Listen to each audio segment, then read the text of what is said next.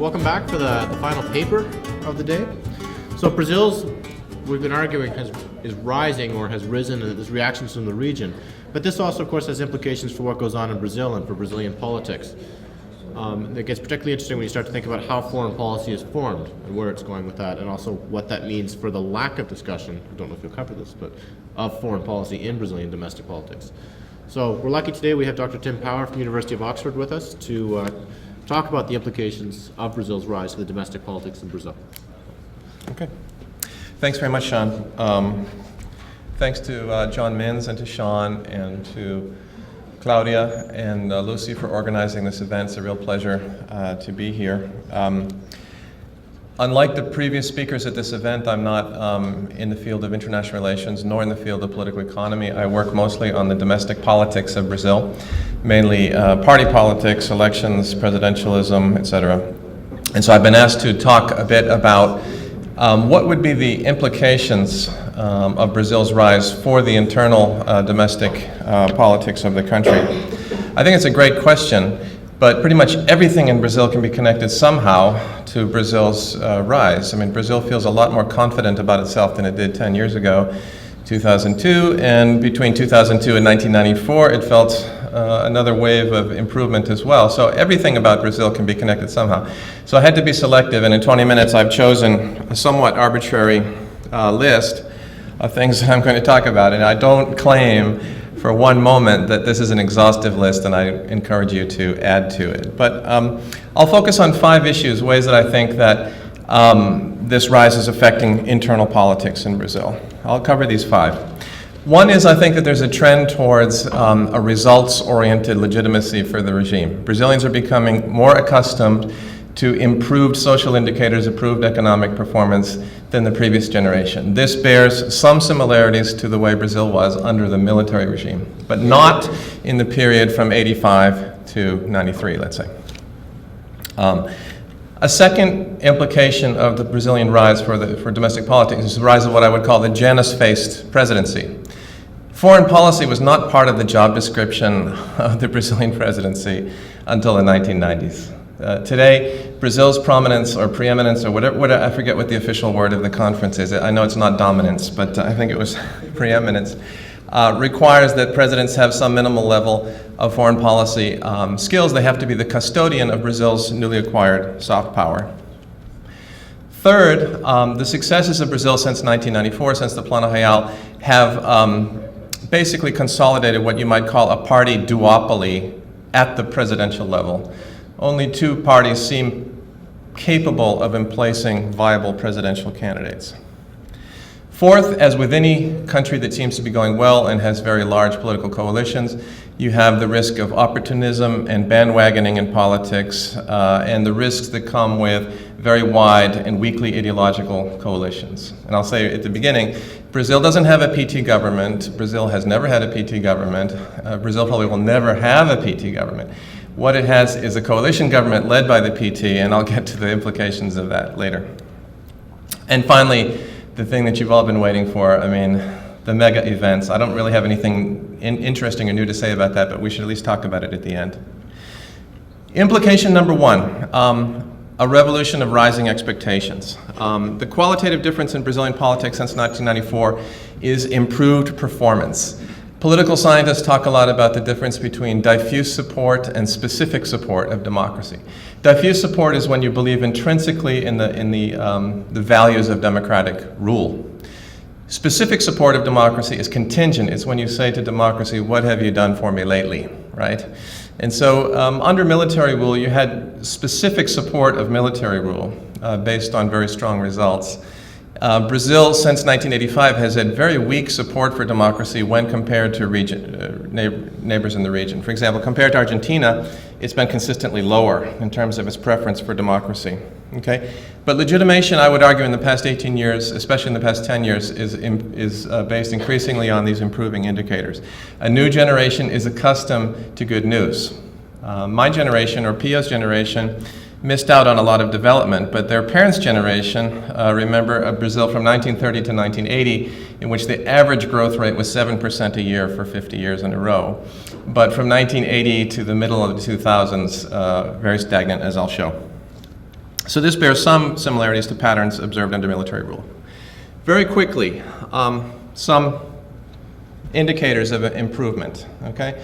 Here is the minimum wage in Brazil expressed in a constant value, 2008 reais. It's currently 622 reais in absolute reais, but in 2008 reais, it's, let's say, 500, okay? So that shows that from 1964 through the transition to democracy, which is represented by a dotted line, the value of the real minimum wage fell consistently, and it continued to fall under the first decade of democracy. So democracy did not bring the correction that many people hoped. But beginning with the Plano Real under Cardoso and more so under Lula, the minimum wage has been adjusted every year above the rate of inflation so that the, workers have improved their position every single year.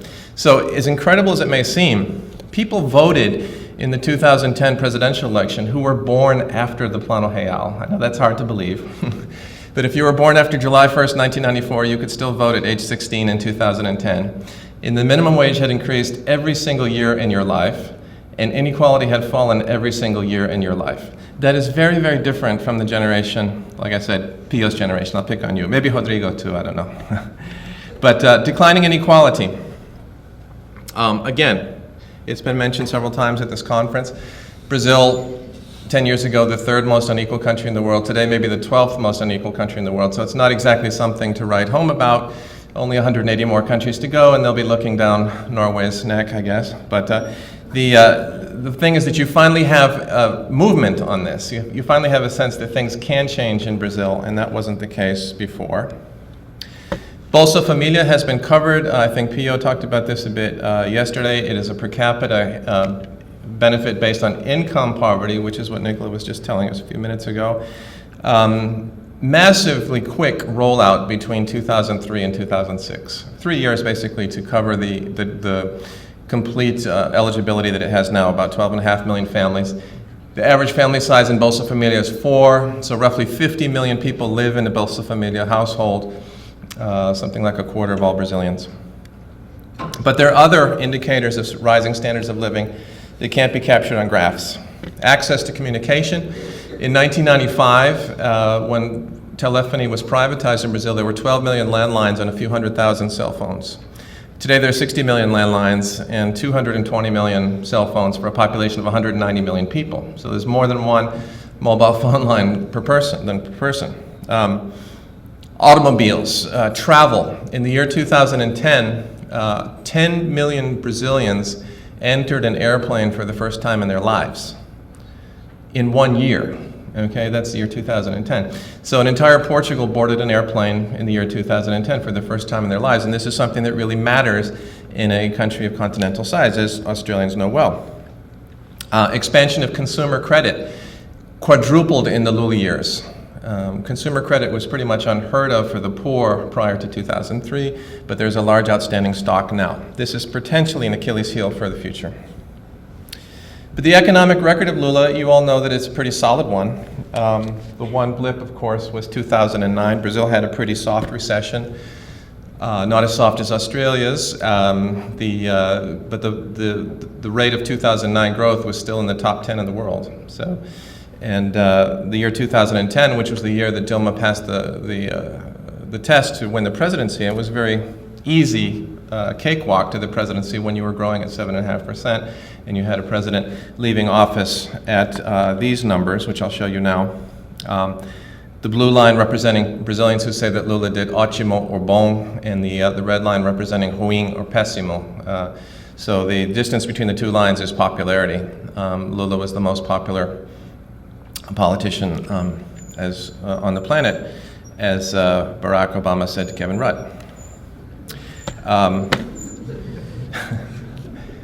Kevin Rudd was crushed in a charisma sandwich between Lula and Barack Obama. Real GDP per capita, 1964 to 2008. This tells you what I was saying before about the military regime. If this is a constant indicator again, 2008 reais.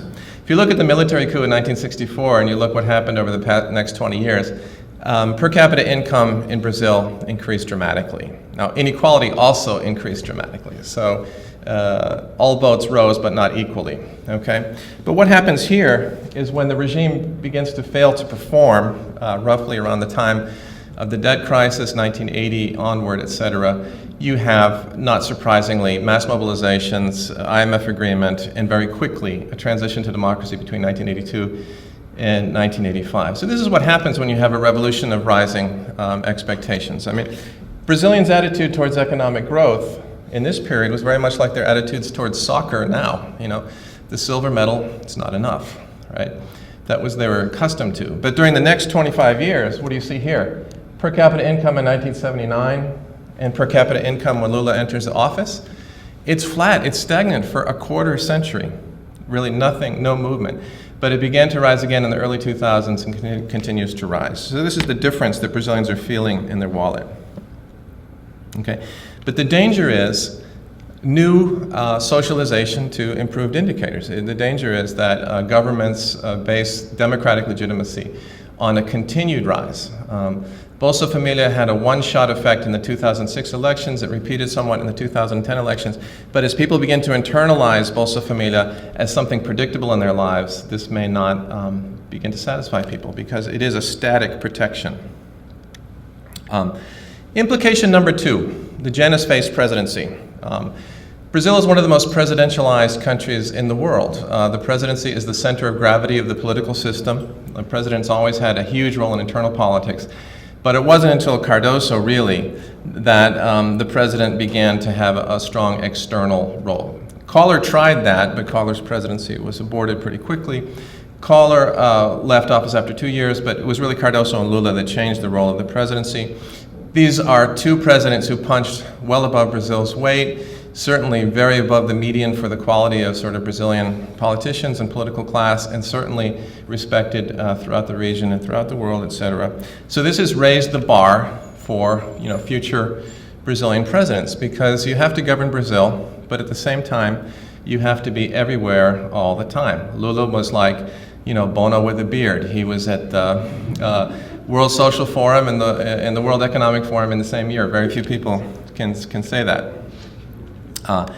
Of these 5 living presidents, 2 of them on the left both had strongly provincial political careers before they arrived to the presidency. That's Collor and Sarney, and they both supported the military dictatorship. The next 3 all were socialized to much more national issues as they entered the political system. Lula, Dilma, and Fernando Henrique, right? And so the question is whether someone, I think it was Sandra who mentioned Arlene's comment that Dilma seems to be less personally oriented towards personal diplomacy, et cetera. But I think that what's happening in Brazilian politics is that Brazilians are accustomed now to what's happening in South America, the frenzy of symmetry that Sean talked about on the first day, et cetera. You need to have a president who is plugged into these networks. I'll get back to the network formation in a bit. But the question is, after these people, where do you look in Brazil for the next presidential candidates that are going to be able to be the custodians of Brazilian soft power? It's not every politician in Brazil who has a national or international profile. Many continue to have strongly inward-looking and provincial profiles. Okay. The 2 parties that have dominated Brazil since 1994 are the PT and the PSDB, the Workers' Party and the Brazilian Social Democratic Party, okay? This country continues to have strong party fragmentation at all levels, but at the presidential level, this is greatly diminished, okay? The PT was projected in 1989 because Lula finished in 3rd place in second place in the presidential election and defeated Brizola by a small margin. And the PSDB was projected by the Plano Real. The PT and PSDB are responsible for almost all of the major policy initiatives of the past 20 years. And if you look at the next graph, you'll see that the country really doesn't object to the changes that have been wrought by the PT and the PSDB since 1994. I mean, they continue to pick up 70 to 90% of the first round vote in a very fragmented political system. Okay. 2 parties with a global outlook. Cardoso and Lula were party builders. They both came to the presidency with strong international linkages that they formed in opposition to military rule. I mean, here you have a picture of them in the 70s and a picture of them on the day that Lula took office. They came to office with personal trajectories, the PSDB in the Western European social democratic milieu, and the PT in the solidarity circuit of the 1980s. So they both came to office with capital, okay, with the connections. On the one side, it would be Felipe González, Mario Suárez, Michel Jocar, and the other side would be Grenada, Nicaragua, Cuba, and all of the solidarity movements that gave support to the PT while it was on the edge of Brazilian politics. So these are two parties with a global outlook. I can say that in Brazil, I'm going to exaggerate a bit, there are many political parties, but there are only two parties with ideas. Okay? I know that's an overstatement. There are small parties, fringe parties that have ideas but no national penetration. There are many parties with national penetration with no ideas. There are only two parties that have both penetration and ideas, and that's basically the PT and the PSDB. So what's happened over the past few years is that Brazil has become accustomed to a system where only these two parties field the presidenciáveis, and they're the only two parties that are expected to form governments. Like, it's very similar to, say, the German political system or the Spanish political system. In each of those countries, you have two parties that are expected to form governments, and you know that which party will be the captain of the government. And that's the way it is in Brazil since 1994, okay? So the new Janus-based role of the presidency favors these two parties because, in my view, we can talk about this later, they're the ones that have the deep benches of talent that could produce the presidential candidates that might be able to carry Brazil's rise forward. Okay? The fourth implication is there are dangers of political opportunism in any country that has coalitions like Brazil does. Brazil has a system of government that we call coalitional presidentialism or presidencialismo de coalizão. Presidents act as formateurs of inter-party alliances. They act like Western European prime ministers, like an Israeli prime minister, an Italian prime minister. They spend a lot of time and a lot of work building coalitions. Okay? The last three presidents have done this very well. They've had support coalitions with better than 70% support in Congress. And this system has only worked well, really, since Cardoso. Prior to that, Sarney, Collor, Itamar had very difficult time building coalitions, and so did the presidents in the Second Republic between 1946 and 1964. But since 1995, the coalitions have worked pretty well, and I would say that Cardoso wrote the user's manual for coalitional presidentialism. Okay? In fact, I have a copy of it right here that I'd like to show you. It looks like this. The three principles of the coalition management strategy of Cardoso that Lula copied so well. You have disconnected coalitions in Brazil. In other words, the parties don't have to be ideologically adjacent to one another. They can skip over parties and make all kinds of alliances. You have ideological heterogeneity. You have oversized coalitions. Why do you have oversized coalitions? Well, popular governments lead to oversized coalitions, but also presidents want to overbook, like an airline, they want to overbook their coalition because they expect some defections, some no-shows, and they want to have coalitions that are large enough to sustain defections. So if you ask a Brazilian politician, what's the ideal size of a coalition in Congress? They don't say 51%, they say 60%. 60% is what you need to amend the Constitution. And amending the Constitution is the way you govern Brazil. There have been 64 amendments to the Constitution in Brazil since 1988.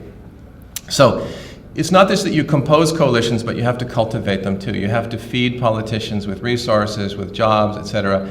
It's a full-time job for the president. Again, you're the Janus-based president. You have to deal with this inside the country, but you have to manage Brazil's emergence outside the country. But there are tensions within these alliances. There's a list of the parties that support Dilma. I won't bother to read them all to you, but you can read them if you like. It's an alphabet soup. Many of the parties are indeed fair weather friends. They support Lula or Dilma because they want government resources or because the incumbents happen to be very popular, which in turn is contingent upon continued good performance, right?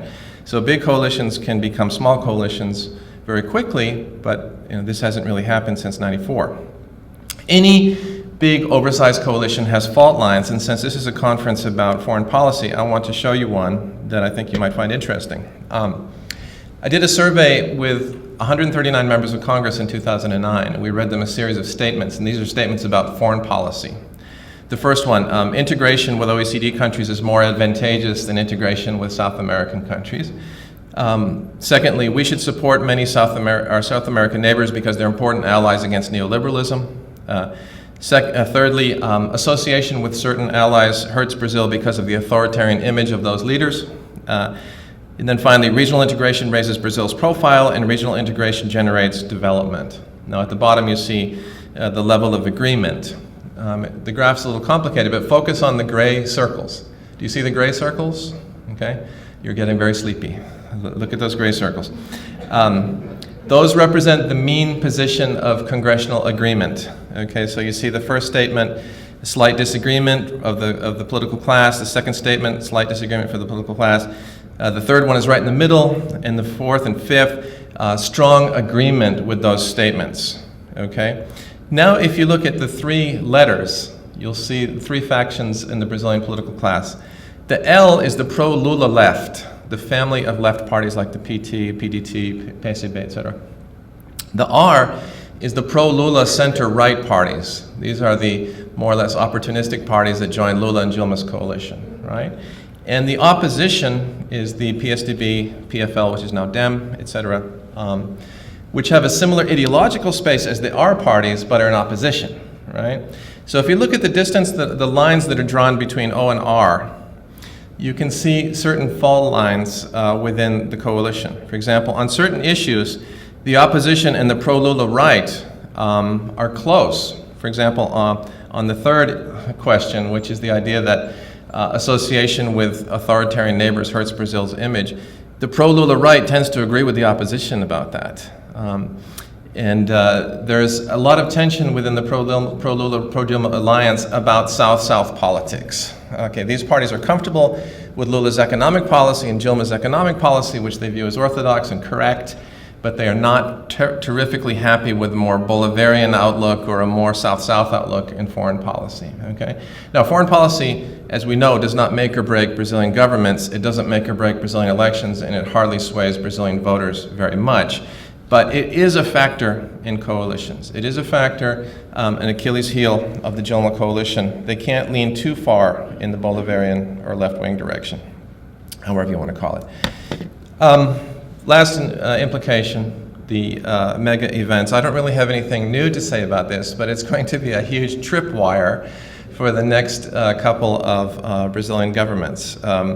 I was talking to an official from the Foreign and Commonwealth Office recently at an event at Chatham House, and the person was saying, Brazil's about to take a reputational bath. You know, they accumulated all of this goodwill in the last few years, but they've bitten off more than they can chew, and the infrastructural problems are going to lead to real issues. Now, what's interesting is, what are people worrying about as we look forward to the mega events that represent the pinnacle of Brazilian soft power? This is what Brazilians worry about. Stadium construction. Okay, and this is what gringos worry about. That's the check-in line for a goal in Guarulhos. Okay, and that's not the Copa, that's not the Olympics, that's Wednesday. Okay, that's a normal day. Okay, so what are the risks and returns of mega events? Okay, Australia has had the Olympics twice before South America has ever held it. Well, you've done it recently, so you know that any country that accepts a responsibility like this has to have a really thick skin, because there's no such thing as good press about the preparation for the Olympic Games. There's no such thing. Ask the Greeks. The Greeks were still planting the grass before when they threw out the first ball for the first soccer game. And that's the way Brazilians joke about what is going to happen. The three words that you hear most often in Rio right now are "Imagina na Copa." Everything that happens is a traffic jam. Imagina na Copa. So you have to have you have to have a thick skin to be ready for these. The problem is with soft power is it takes a very long time to accumulate, but it can be dissipated very quickly with some kind of reputational disaster. The Olympics, you develop soft power over 16 years. The Olympics take place over 16 days, and a lot of Brazil's image will be formed in those 16 days. Rio will probably do okay because Rio has the advantage of participating as one of the 12 cities for the FIFA World Cup. Any problems in Rio will be detected in 2014 and give Rio 2 more years to get ready for 2016. So in a way, Rio being one of 12 cities for 2014 gives it a bit of a leg up. But incumbents are vulnerable when you have mega events that you deliberately attract the attention of the world for something like this, as you all know, okay? But a couple of things that are happening in Brazil. The revival of Rio de Janeiro is quite interesting. The public security situation in Rio has improved quite a bit over the past 4 to 5 years. Of course, it's improving from a very low baseline, so we have to keep that in mind. But Rio, which was Brazil's capital until 1960, had a very long string of, I hate to use this word, but incompetent or very marginal mayors and governors for a very long time. And under Governor Cabral and Mayor Paes, things have turned around a bit for the better. There is a bit of a revival for Rio's political influence in the country as a result of the mega events. And one thing that Dilma Rousseff is thinking about is the mega events as an antidote to what happened in 1970. In 1970, the World Cup was played in Mexico, and it was the height of the Brazilian dictatorship. And the regime, as Argentina did also in 1978, they used the games as a way to build jingoistic support or nativistic support for a dictatorship. And there are many people of Dilma's age who still shiver when they hear the sound of the theme song from the 1970 World Cup, which was called Pra Frente Brasil, which was a slogan of dictatorship in Brazil. But what she hopes for is a corrective to that. What she hopes for is that when people converge upon Rio and on Brazil 2014 and 2016, they will see a democratic and inclusive society that will wipe the slate clean with regard to that. So I'm at 22 minutes, and I'll stop there. Thank you.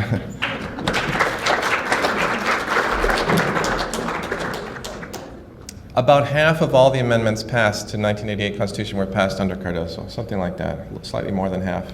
So they all took place between 1995 and 2002, and most of them, as you know, between 95 and 97. Those were the big active years of constitutional amendment. The rate slowed under Lula, and Dilma's government is only 18 months old. But we have to remember that a lot of the issues that were in the Constitution in 1988 that Cardoso wanted to undo, once you undo them, you have a declining need for amendments. I mean, after 64 amendments, you shouldn't expect the rate of amendment of the Constitution to continue, because basically the idea was to undo certain statist provisions of the Constitution in 1988. There are some aspects of the 1988 Constitution that are still constitutionally valid. They're in the text, but they've never been activated either. So, for example, there's a constitutional cap on interest rates in Brazil at 12%. That's Article 192 of the Constitution. It's in the Constitution, but it's never been passed by enabling legislation in Congress, so it doesn't matter. But I mean, yeah, in terms of turning ideas into policies, what happens is you have a coalition government, so you should expect wide coalitions to dilute ideas. But actually in Brazil, the presidents have been quite good at segregating the economic team from the rest of the government so that they don't really have to dilute at least macroeconomic ideas.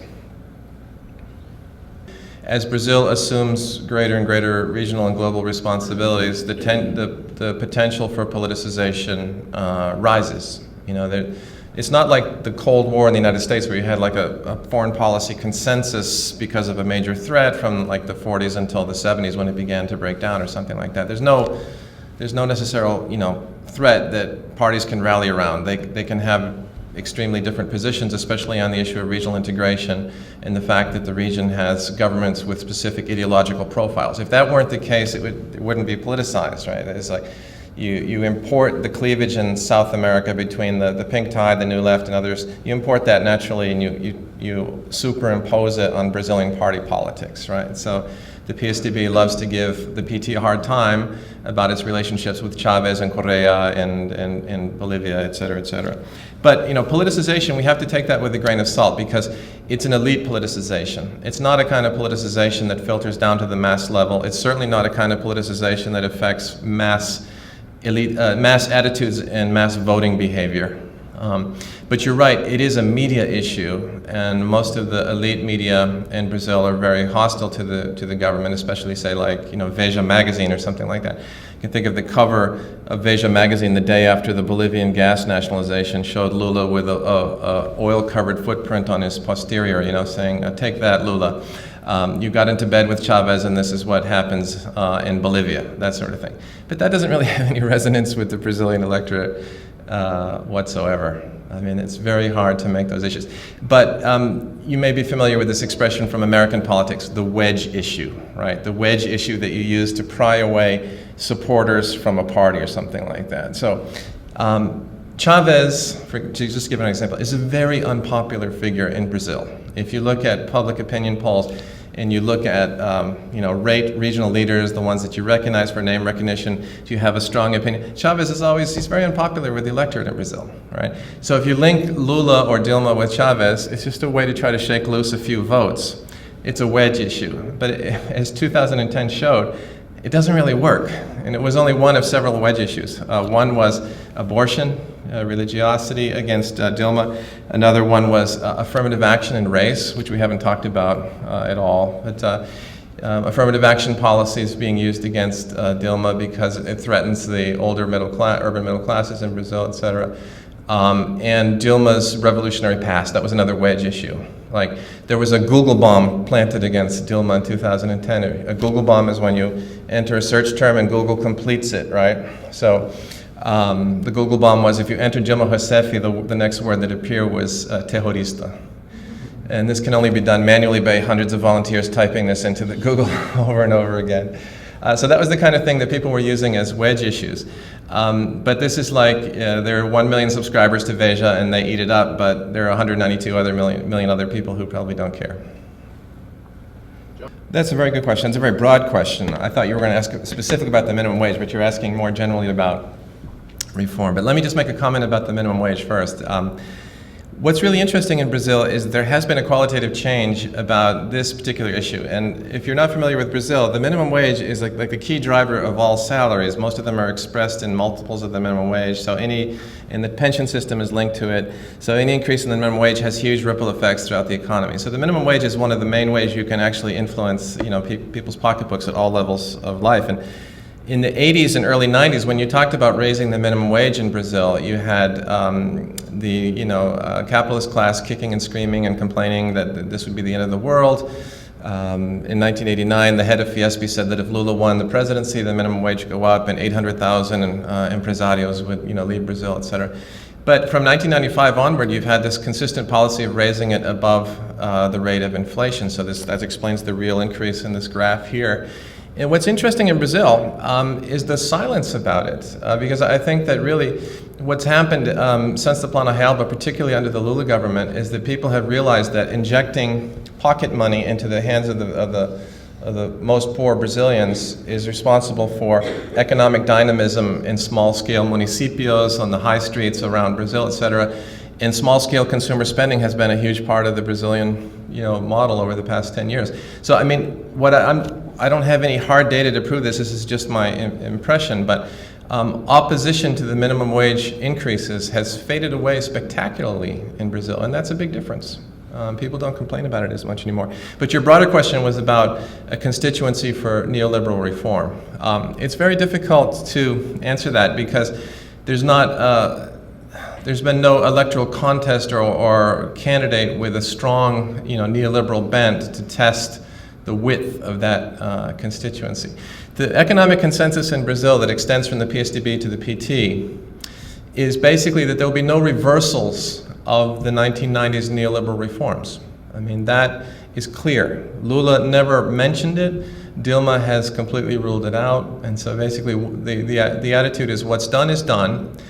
The historical record stands. All of the constitutional amendments and neoliberal reforms of the 1990s were opposed massively by the PT, unanimously on every occasion, but they have failed to reverse any of those mechanisms despite having led the government. So I think the basic idea is let sleeping dogs lie, and let's not have an election that will test that consensus, because it would put both the right and the left in uncomfortable positions.